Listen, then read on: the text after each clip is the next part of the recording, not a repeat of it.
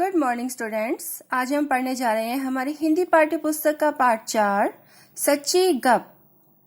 इस पाठ में क्या है बच्चों, दो बच्चों का आनंद लेने के तरीके का वर्णन किया गया है कि वो किस तरह से आनंद ले रहे हैं अपनी कुछ भी बातें करके। दोनों बच्चे आपस में गप्पे हाँकने की प्रतियोगिता करते हैं और आनंद लेते हैं। आइए पढ़कर समझें कि वे किस तरह के गप्पे हाँकते हैं और खुश होते हैं। गप्पे क्या होता है? गप्पे झूठी बातें होती हैं, कुछ भी बनाना, कहानियां बनाना, इधर उधर की कुछ भी बातें जो रियल नहीं होती हैं। तो ये हम पढ़ते हैं। मनीष और रघु के घर अगल बगल में थे। अगल बगल आसपास में थे, साथ साथ ही वे साथ साथ पढ़ते थे। रविवार के दिन वे दोनों सवेरे सवेरे उठते ही बगीचे में आ पहुंचे। आज कौन सा खेल खेलें भाई? रघु ने मनीष से पूछा। कैरम खेलकर तो मैं थक गया, मन भर गया इससे, क्यों ना हम क्रिकेट खेलें? मनीष ने कहा। मगर क्रिकेट के लिए तो ढेर सारे साथियों की जरूरत होगी और यहाँ मेरे और तुम्हारे सिवा कोई नहीं है। रघु ने क्या कहा मनीष से कि तुम्हारे मेरे सिवा यहाँ पर कोई नहीं है, तो हम कैसे खेल सकते हैं? दोनों देर तक सोचते रहे। फिर मनीष ने कहा, चलो गप्पे लड़ाते हैं। गप्पे, यह भी कोई खेल होता है भला? रघु की समझ में कुछ भी नहीं आया। मैं बताता हूँ, मनीष ने कहा। हम एक से बढ़कर एक मजेदार गप्पे हाँकेंगे, एक से बढ़कर एक कुछ भी बातें हम बनाएंगे। ऐसे ऐसे गप्पे जो कहीं से भी सच ना हो। बड़ा मजा आता है गप्पे लड़ाने के इस खेल में। चलो मैं ही शुरू करता हूँ। यह जो सामने अमरूद का पेड़ है ना, रात में बगीचे के तालाब की मछलियां क्या करती हैं? इस पर लटककर झूला झूल रही थी। और हाँ, झूलते झूलते अमरूद भी खा रही थी। और झूला झूलती रंग बिरंगी मछलियों से पेड़ ऐसा जगमगा रहा था मानो लाल परी का राजमहल। तो रघु बहुत हैरान हो गया उसकी बात सुन के। वो बोला, अच्छा, और हाँ, हमारे बगीचे में जो आम का पेड़ है ना, उस पर चांद सो रहा था और उससे चारों ओर ऐसी प्यारी प्यारी रोशनी झर रही थी कि तुम्हारे अमरूद के पेड़ पर झूला झूलती मछलियों ने गाना गाना शुरू कर दिया। फिर मनीष ने पूछा, अच्छा कौन सा गीत गा रही थी? तो रघु ने उत्तर दिया, अरे वही चंदा मामा दूर के पुए पकाए पूर के। अच्छा, फिर क्या हुआ? फिर क्या होता, मछलियों के जोर जोर से गीत गाने के कारण चांद की नींद टूट गई। वह धड़ाम से मेरी छत पर गिर गया। देखो बच्चों किस तरह से क्या क्या बातें बना रहे हैं दोनों दोस्त। फिर क्या था, वह तो गिरते ही फूट गया। हाय सच, चांद फूट गया तो फिर उसके टुकड़े कहाँ गए? मनीष ने आश्चर्य से हैरान होकर पूछा।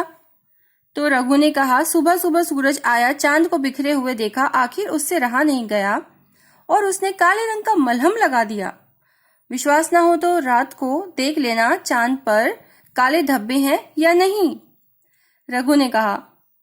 तो मनीष ने उसकी बात सुन के कहा, अच्छा ठीक है, मैं रात को देखने की कोशिश करूंगा। वह एक नई गप सोच रहा था। अब क्या है, मनीष कुछ अलग बात सोच रहा था बनाने के लिए।